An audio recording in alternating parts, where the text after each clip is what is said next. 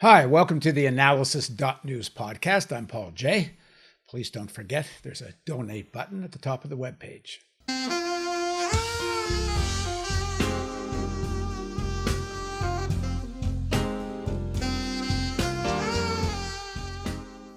On Monday, House Democrats formally introduced their resolution to impeach President Trump, charging him with incitement of insurrection for his role in last week's deadly U.S. Capitol attack.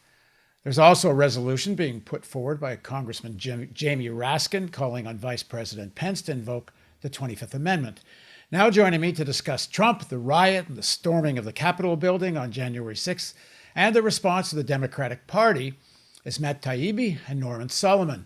Matt is an award-winning investigative reporter and contributing editor at Rolling Stone magazine, and he writes a top-rated column on Substack. Norman is the founder of Institute for Public Accuracy and is co-founder and national director of the online organization rootsaction.org. He was also elected as a Bernie Sanders delegate to the Democratic National Convention in 2016 and again in 2020. And he's also been the coordinator of the Independent Bernie Delegates Network. Thank you both for joining me. Thank you. Glad to be here.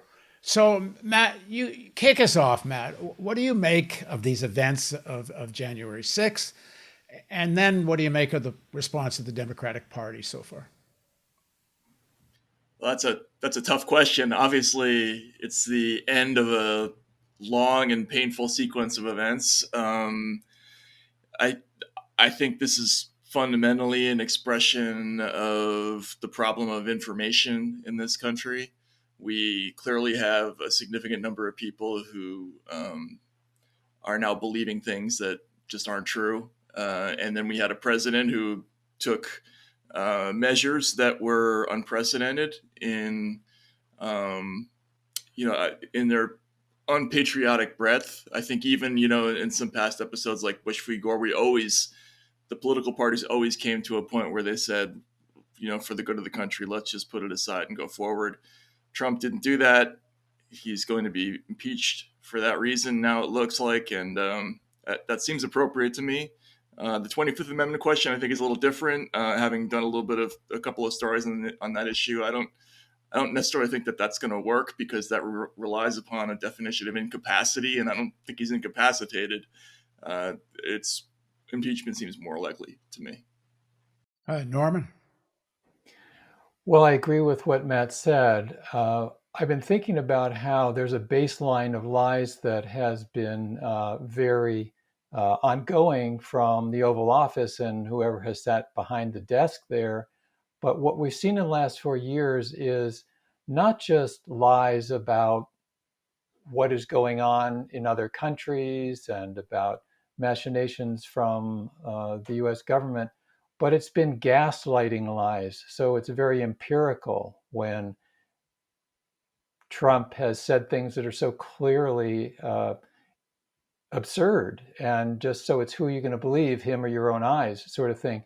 And that has had a cumulative effect of trying to, I think, gain the allegiance of people who say they are going to believe him over whatever part of their brain, used to function about something that's empirical. So, the famous statement that Trump made about he could shoot somebody on Fifth Avenue and his followers wouldn't mind, that's been borne out at a lot of different levels. I think it's important, and I know we've both discussed this. I mean, I've discussed it with Matt and you, Norman, before, but I think before we dig further into January 6th, I think we should just remind ourselves in this conversation that maybe it was the pandemic that lost Trump the election, but the other side of that, if it hadn't been for the pandemic, this guy who was capable of doing these things probably would have been reelected.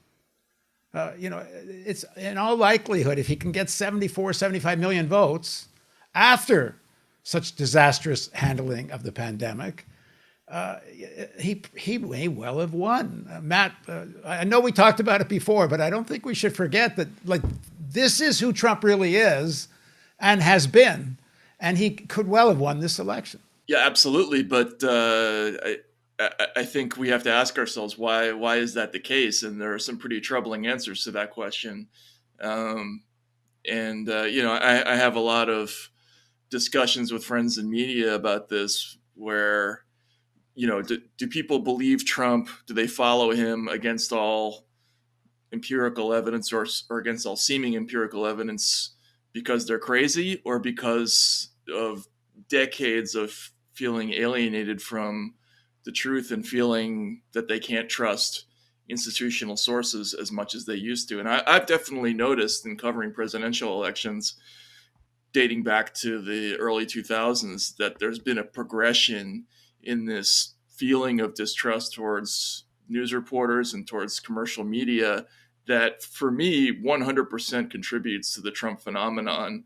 And throughout his presidency, I think that's been, we've seen that develop. As crazy as he's been, there just hasn't been this commensurate effort to try to win people back, or to successfully win people back. And I think that's troubling. Like, again, he needed the pandemic to lose, and I think that speaks to some pretty remarkable institutional failures. Yeah, I think when Richard Nixon resigned, he still had about 1/3 of the country that was bedrock support. And the way in which the US news media, the mainstream media, I think it took 2 or 3 years into the administration of Trump before outlets like CNN or the New York Times would say that he was lying. And that has become routine, better late than never. But it took a while. And that should give us pause, because when somebody comes around who is slicker at deception, then we may revert to the euphemisms, which don't help. But that said, as Trump has shown, he doesn't need to get support from what we call the mainstream media, because he's got his own stream of the mainstream media. And it goes to questions that have been written about by Wilhelm Reich and others. What is that mass psychology of fascism? And we've got a lot of psychology that has been brought to the surface in recent years. I was recently watching this series on Showtime called The Reagans, and I've interviewed the director. I'm going to be running that soon. And I think sometimes this Trump phenomena is a little bit too much look like it's a unique phenomena. And I think the bulk of the Trump politics and the bulk of the Trump supporters are not all that different than the Reagan campaign, including all the racism and the constituency that supported Reagan. And you can go back further to Goldwater, and then to go back to the popular support for McCarthyism and the House of Un-American Activities Committee, which is rooted in all the propaganda that came out of World War II and the sort of fervor of on two sides. In 1946, after the war, you have more strikes in the United States than any time before, any time after. The rise of working class militancy was met with McCarthyism, and you've had this progression where the media fully plays along with all the assumptions of the Cold War and Reaganism.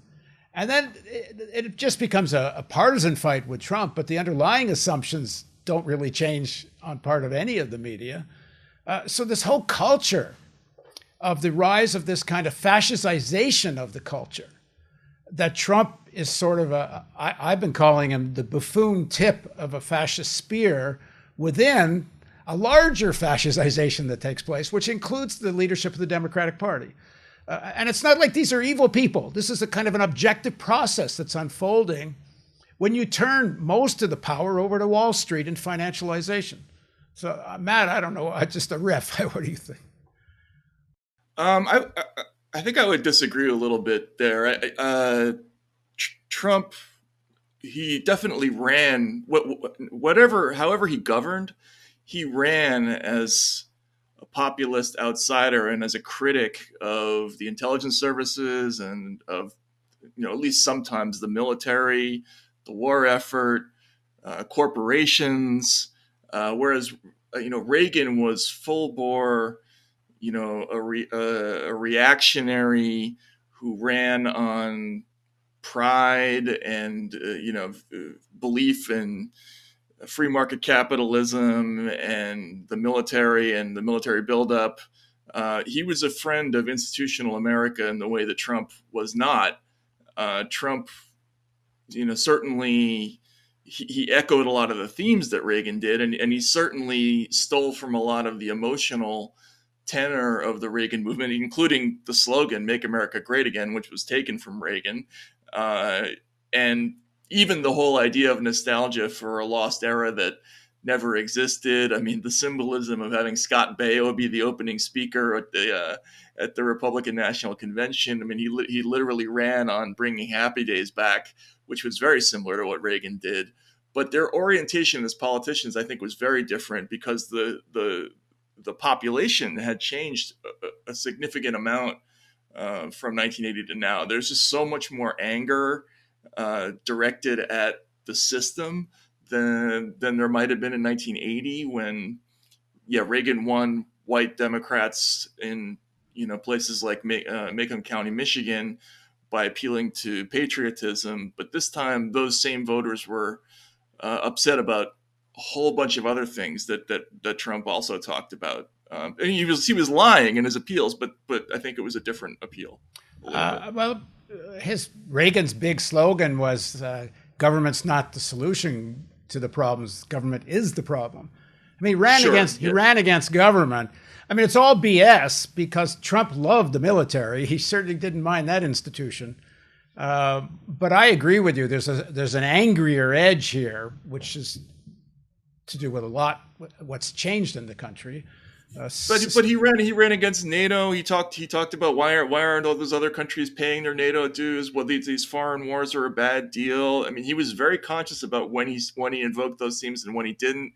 He following him around the campaign trail, like I was always careful to notice when he brought that out. It was always in places where there were lots of returning vets, and people in the audience, and the reddest red state areas. He would pull out those themes. So.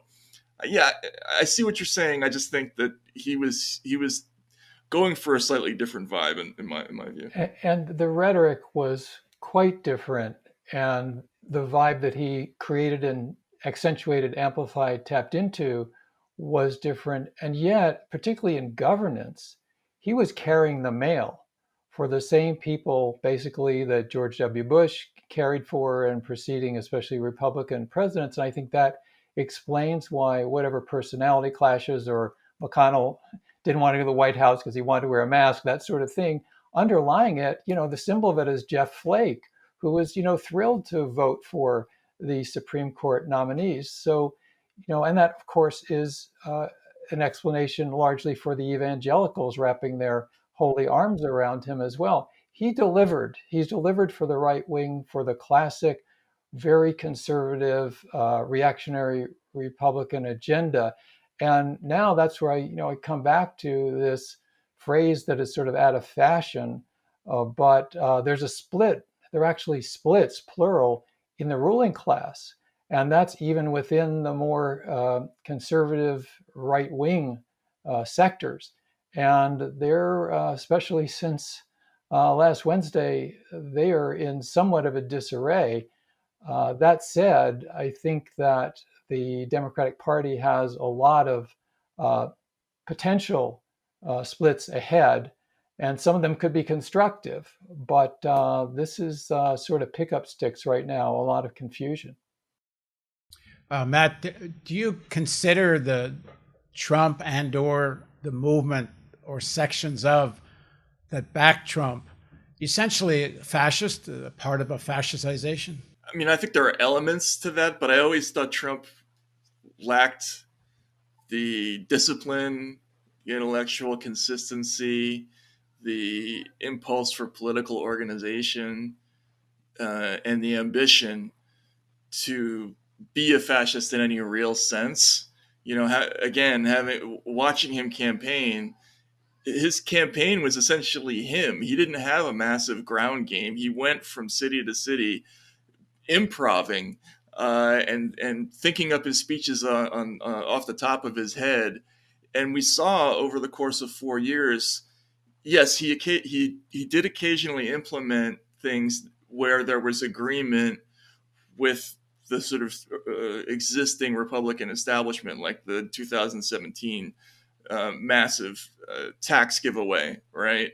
But where it would have required a more ambitious overhaul or something more far-reaching, he didn't have that strategic discipline, and he was never able to maintain relationships with people like Steve Bannon, who might have been able to carry it out. There was no Dick Cheney to George W. Bush in this White House, and so I was always a little bit less concerned about that than maybe some other people were. Norman? Well, personally, he didn't have requisite combination of qualities to really pull together maybe a fascistic movement or make the party thoroughly fascistic per se.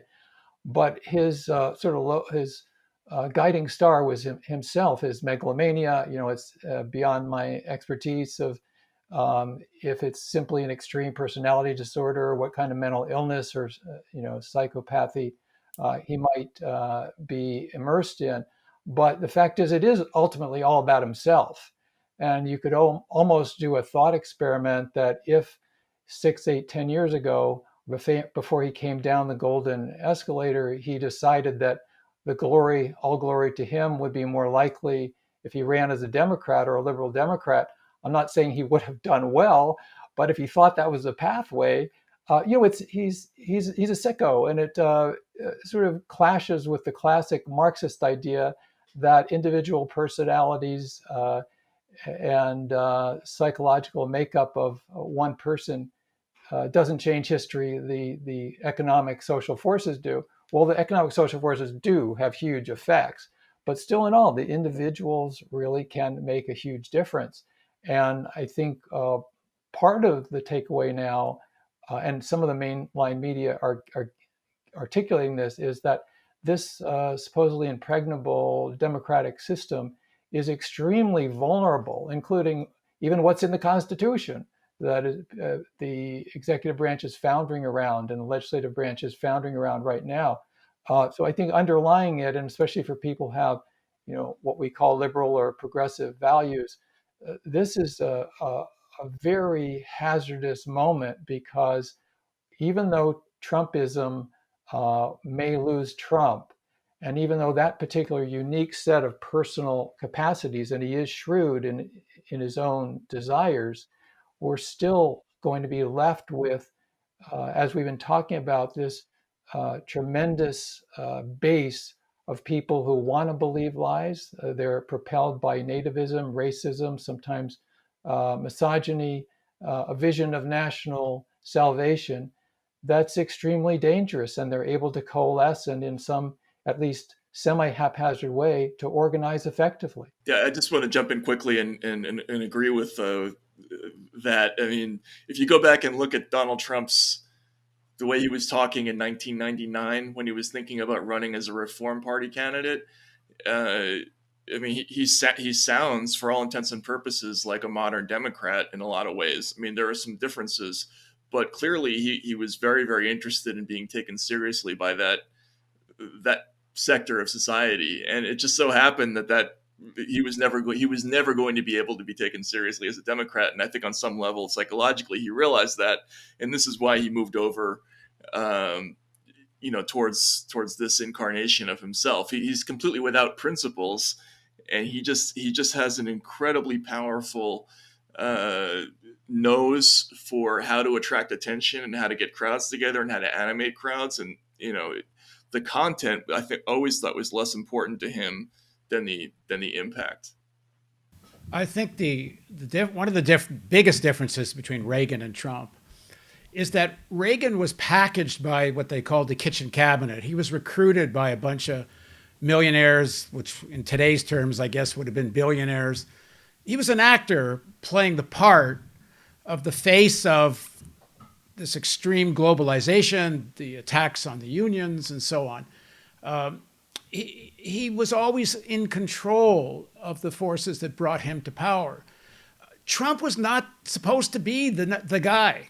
He was not the anointed guy. They figured, they being the forces that control the Republican Party, they thought they were going to have another Bush. And the even the far right crazy money, which I mean by Robert Mercer and his group, which included Bannon and Kellyanne Conway, they thought it was going to be Cruz. But I think what's happened to both the Democratic and the Republican parties is the internet and social media has really changed things. And as much as it allowed Bernie Sanders to raise money and run a real horse race against Hillary, it's and again against Biden if they hadn't all ganged up to bury Sanders. But in the Republican Party, the same thing happened. This internet and social media allowed Trump to emerge out of that Republican convention victorious, even though he was bankrupt, more or less. And then you've got this weird fracture in the billionaire class where a few crazy right-wing billionaires can anoint a president. So Robert Mercer comes in, brings his team from Breitbart over to elect Trump. You get Sheldon Adelman's 25 mil and then more.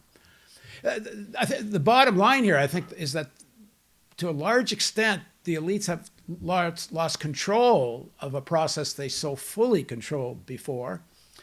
And it's interesting that letter that the 10 former secretaries of defense published, warning the military not to get involved if Trump tried to involve them in creating martial law, as Flynn called for. And in fact, there's an article by another general that says that letter was a direct response to Flynn's call for martial law and a new election. I mean, maybe you guys saw this before. I didn't realize who actually organized that letter. Dick Cheney. He's the one that got the 10 guys together to do the letter. So, and his daughter is the moderate now. This, yeah, in the Republican Party, which tells you how there's been this shift, with a baseline, and that's part of the characteristic of fascism is that the goalposts keep moving, and we keep being encouraged to say, "Oh, well, that's not fascism," where we would have been shocked a year earlier. Maybe this is an oxymoron. I don't know. The mainstream elites are very upset with where things are going, but the Mercers, the Adelsons, they put their money down with some really good investments. I have on my desk here this brilliant book, Democracy in Chains by Nancy MacLean. And there have been a number of good studies like that one showing that billionaires have really, extreme right-wing billionaires have really done some very cagey investments, including at a certain point when there was a tipping point for Trump and he was going to be the nominee. They put their money on him. And for a lot of what they care about, they got what they wanted in spades, and okay, now he's not completely reliable. He's gone off the deep end, so they'll toss him. But politicians have always been expendable. I think we could say, in a sense, there's been a sort of a inflation of lies, and also of Orwellianism. I mean, when I was a teenager, I used to watch one of the 3 TV channels, and Lyndon Johnson would say in very grave tones, what we're hearing in the last few days, that nothing can be solved by violence. And he was ordering these B-52s to slaughter people in Vietnam. So like if you had any cognitive ability to, understand what's in the book 1984 and what Orwellianism is, back then the lies were flagrant. But what's happened now is it's become so overt and so extreme. It's some sort of like mind rot where you have an important segment, arguably the majority of the so-called leadership of the Republican Party, the GOP folks, including 140 members or so of the House, who are willing to say that we want your brain to just go into synapse destruction so that you can't reason anymore. And certainly that seems to be a good runway for fascism to take off of. Matt, go ahead. I definitely think that what you were saying about the difference between Reagan being the front man and Trump not being one, that's important because Trump was actually one of the things he ran against was the stage managing of the presidential election process and the fake aspects of it, right? Like he went up on stage and he wasn't an actor. That was his entire appeal to his audiences. But it was that you weren't looking at some exquisitely designed hoax that was some billionaire's creation. You were looking at a real living, breathing, farting human being with all his flaws. And additionally, he was running against the way that the press covered that whole charade previously, where we used to all the time praise candidates who completely didn't deserve praise for qualities that were completely non-existent. So we would call people like Jeb Bush, or he would be the credible candidate or the more credible candidate than somebody else like Ron Paul, or we would arbitrarily decide that Hillary Clinton was worth being taken, was a serious candidate, and Dennis Kucinich wasn't a serious candidate, or Bernie Sanders wasn't a serious candidate. And these were all elite pronouncements, and the voters caught on to this. Over the years, they caught on to the fact that we were selling them all kinds of things that were fake. And Trump was just very canny in recognizing that people had lost their patience with some of this. And he presented himself as a realistic, authentic solution. Well, of course, he wasn't. But the reason he succeeded was because there was that element of phoniness that existed previously. And I think people forget that. Like, you go back and look, there was $150 million behind Jeb Bush, and he got 3 delegates, which it tells you about the level of disgust that Republican voters felt for being told whom to vote for. So I just think that's an interesting sideline to the whole Trump phenomenon, is that he was getting a bounce from previous failings. That's a great point. And I think that Trump intuitively, perhaps, I don't know how much he learned from Roy Cohn, but it's sort of like a rhetorical judo, where there's this classic moment in one of the final debates with last year with Biden, where we've got Trump saying, "Oh, you just sound like a politician." It was a very, very deft jab, puncturing the balloon. And we used to say under Reagan that he was like the character in the novel and the film Being There. Jerzy Kosinski, somebody who he was schooled in, and he was then great at being like somebody on TV. And whether it was training or just natural affinity, it was, so people would say, "Wow, you're real because you're like somebody that I see on TV." And then, which is fake. Yeah, really, you're good at, faking's not hard if you work at it. And how do you compare? And I'm not sure what the answer to this is. The Reagan capacity, which was great, he was good at that. And Trump, Trump almost trumped Reagan at just seeming like he was just somebody stumbling around and being real with you. Something I wanted to bring up is that I think Bernie Sanders, as usual, has been very cogent in recent days in response to what happened on January 6th. And he's saying something that the mass media right now have virtually no appetite for. I just wrote a piece about, which is that, yes, we've got to condemn and challenge and impeach, etc., and push back as hard as we can against Trump and the forces that he's unleashed. But the reality is that Trump was created by the way that business as usual functions, and the way that the class oppression, or whatever phrase you want to use for it, has immiserated people, the poverty, the economic insecurity, and all of that. And that unless and until the Democratic Party gets off of its elite high horse and its capacity to simply weld its future to Wall Street and the big banks and so forth, then there's going to be this constituency that Trump has enlivened that could triumph next time with somebody even more adept. And I just think it's notable that while Bernie is saying that, and some progressives are saying that, right now you look at cable news and the elite media, and it's very hard to find that theme coming through. Yeah, go ahead, Matt. Totally agree with that. Yeah, no, and that's been I remember talking to Bernie about that right after the 2016 election, and talking about how the party now basically needs to try to call Trump's bluff and try to, if he proposes certain things, like he did propose universal health insurance on the campaign trail. let's see if he really means that. Let's see if he really is in favor of drug reimportation or, reducing the military budget or whatever it was. Because he would say all things at all times. Because it was important, I think Bernie felt, to examine the things that drove people to make this decision. Instead, this has been a consistent criticism of mine, is that both the Democratic Party and a lot of people in news media took the opposite route of not really digging into some of the underlying reasons. And because of that, just being a wall of condemnation is not going to change the problem.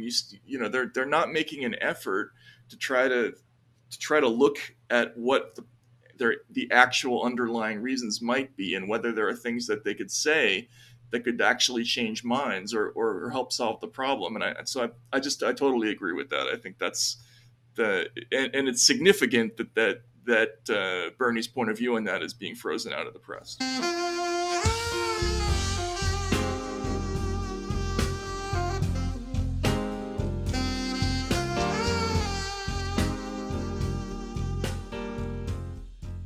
So Biden's going to be president one way or the other in what is it, a few days. And both of you have been quite critical of the Democratic Party in different ways. What are your expectations of the Biden administration, and what are your expectations of the progressives, AOC, the Squad, and such? Because there's lots of argument and debate going on about all this on the left right now. Matt, why don't you start? I guess what I'm anxious to see is, what does the term progressive mean going forward? Because the version that Bernie Sanders campaigned on in 2016 and 2020 was a starkly anti-corporate message that was based on hardcore pocketbook issues, income inequality, labor rights, that sort of thing. Now, there's a version of the future going forward where somebody like AOC maybe de-emphasizes some of those things in favor of cultural issues. And we see propagandized in the press a more superficial version of what was a real conflict within the Democratic Party in the last 4 years, a real schism, between the candidate who didn't take any corporate money and all the candidates who did, like Joe Biden. That's what I'm curious to see is going forward is does that schism still exist? Is there going to be a vigorous debate about things like lowering the defense budget and pulling back from our aggressive foreign policy stance and really trying to implement antitrust laws and taking on medical complex, trying to push through something like Medicare for all, reducing student debt? Or are we not going to have any of that? And are we going to have a version of basically the Obama years where, we only have a superficial nod to a few issues here and there? I don't know. I mean, I'd be curious to see, and I'm very curious to hear what Norman says about this, because, from the perspective of the Sanders people, it's very interesting to see what happens with what they built over the last 4 or 5 years. I think that's a really key question. What do we mean by the term progressive, and how does that play out in practice by the actual concepts that people are moving ahead on? As an organizer with rootsaction.org, I've been really immersed in this 2-phase campaign we've had. First, Vote Trump Out. We put a lot of energy and, frankly, money, staff time into several swing states. And there was always a second part to that. We said, vote Trump out, then challenge Biden. And now we've launched the No Honeymoon campaign at nohoneymoon.org. And we found that among some people we worked with at the grassroots, they really meant it to challenge Biden. And they're with us, and we're working together, and we're challenging several of the corporate and militaristic nominees to the cabinet and so forth. And we're going to be doing that throughout January and February. But we're also getting some real blowback. And we're getting messages like, we were with you to vote Trump out at Roots Action, but what the hell are you doing now with your nohoneymoon.org campaign? Because we got to give him a chance. Look at what Biden is up against. Why are you undercutting him? And our response is that Barack Obama was up against a lot. When he came in 2009, the economy had absolutely cratered, and he proceeded to bail out the big banks and let millions of people with their houses underwater suffer and have tremendous losses. The aggregate value of their homes, especially elderly people and others, it just went through the floor. And he proceeded to be largely a gift to Wall Street with some phony populist rhetoric in. And then 2 years later, the Republicans in 2010 took over Congress. What happened with Bill Clinton? Very similar. Bill Clinton was somebody who came in with the rhetoric. We were told to give him a chance. Then we got the so-called reforms that he put in. He brought in NAFTA, Crime bill, welfare reform. so-called welfare reform, crime bill, repeal Glass-Steagall later on. So, and 2 years later, in 1994, of course, the contract on America that was called Contract for America was a Republican takeover. So are we supposed to do this a third time? Are we supposed to give the incoming Democrat, for the third time in a row, all the space to collapse into corporate America so that the Republicans with their phony populism can come back because Democrats haven't provided genuine populism to latch onto and get behind? So I think that this is an unresolved battle. While there are some good picks, mostly sub-cabinet, for the most part, these are standard issue corporate Democrats who are put into the cabinet. And I think it's very telling, although rarely mentioned, there's not one single cabinet nominee from Biden who's an authentic part of the Bernie Sanders revolution, the political revolution. It's an exclusion that's quite intentional. While we have people like Neera Tanden nominated to Office of Management and Budget, one of the most virulent and powerful private sector think tank anti-progressives in the Democratic Party universe. So, speaking for Roots Action, we're organizing like crazy. And we're intent that throughout this year is the No Honeymoon campaign. But beyond that, working in coalition with many groups that are going to oppose and be willing to fight against the default militarism of the incoming Biden administration and the corporatism. And I think that battle has to be joined. If we fall back and let the Back to the Future Biden people work their way on the administration and the country, it simply gives more fodder and power to the right wing to come back in terms of grabbing control of Congress again. And it also damages our prospects for the future we need.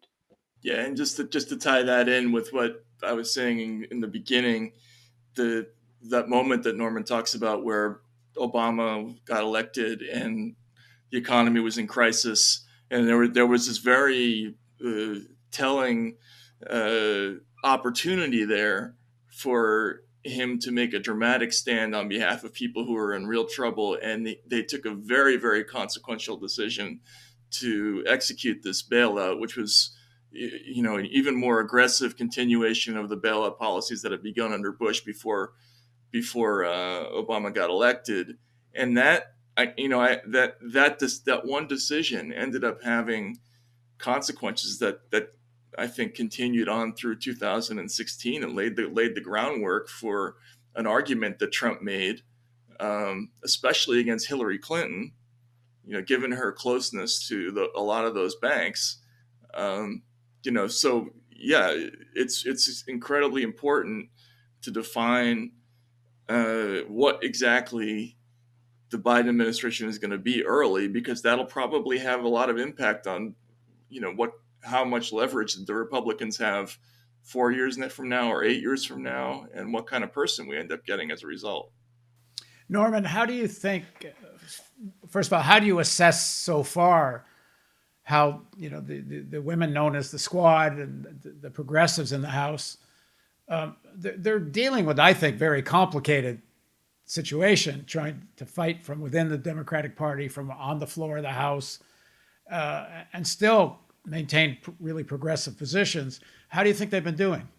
Well, overall, I think they're in their own tactical space where, for instance, they were able to use some leverage towards at least putting some holes in the pay-go straitjacket that Nancy Pelosi had imposed that was limiting or almost eliminating the capacity in many cases to have affirmative public investment and programs to help people with money.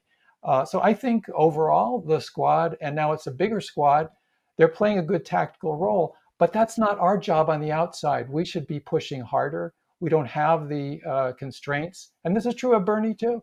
You know, Bernie, to some extent, even though he's speaking wonderfully and articulating well, Bernie Sanders is somewhat in a political box. You know, now he's going to be chair of the Senate Budget Committee, but he has a relationship with Biden and so on and so forth.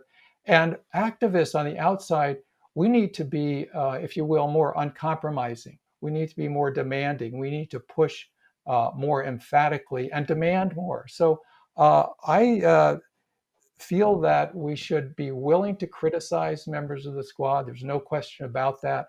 But at the same time, we shouldn't be pointing any loose cannons at them.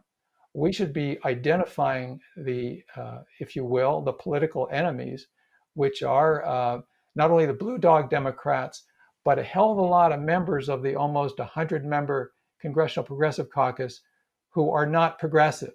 And at Roots Action, we're already researching which ones to primary.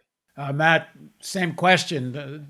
I know on the internet right now, there's some people calling the squad the fraud squad, sellouts. There's a lot of pretty strong language. What's your assessment of how they've been doing? I mean, it's so early; it's impossible to really say yet. That whole brouhaha that's going on within the sort of left online circles is a massive distraction for those people, but I think it's not a huge issue for people overall. If you leave New York, San Francisco, and Washington, most people aren't even aware of a lot of these things that are going on. It's again, I just really think it's going to come down to big, meaty pocketbook issues. Do they actually forgive student debt? Do they come up with some kind of actual, real, solution to problems like that, or is it going to all be cosmetic the way it mostly was during the Obama years? And do we have continuity with, those same militaristic policies, drone assassination, indefinite detention, all these things that Biden was very, very much a part of in his last tour in the executive branch. If they continue with that and AOC just becomes, kind of a lodestar for more cultural issues that, to lobby Biden on some of those things, then that's when we'll know we have a problem. I just, that's what I'm worried about, is where the kind of the spirit of the Sanders campaign, if that doesn't continue in some fashion in a pretty aggressive way, then I'll be worried. Really, issues like canceling student debt and quick action on $15 an hour federal minimum wage. This is going to be really important bedrock economic issues. And the Biden campaign, and I'm already sick of hearing how he's got a great cabinet because he's got women and people of color. Biden campaign loves that stuff. Hillary Clinton loved that stuff 4 years ago, and on the stage be a lot of women and people of color. And yet she stood for, and we have to make sure that Biden, if we can prevent him from being, that he not be standing for essentially back to the future status quo. I mean, can you think of a more status quo slogan than America is already great, which Hillary Clinton used? That was her response to make America great again. And who knows what Biden's slogan will be? Build back better. We'll probably have to go to the ash can. But whatever those sloganeerings are, the fact is we need fundamental economic justice. And that's a bedrock of the Bernie Sanders campaigns. And we've got to fight for it. Matt Norman, thanks so much for joining me. Thank you very much. Let's do it again soon. And thank you for joining me on the Analysis.news podcast. Please don't forget there's a donate button at the top of the webpage.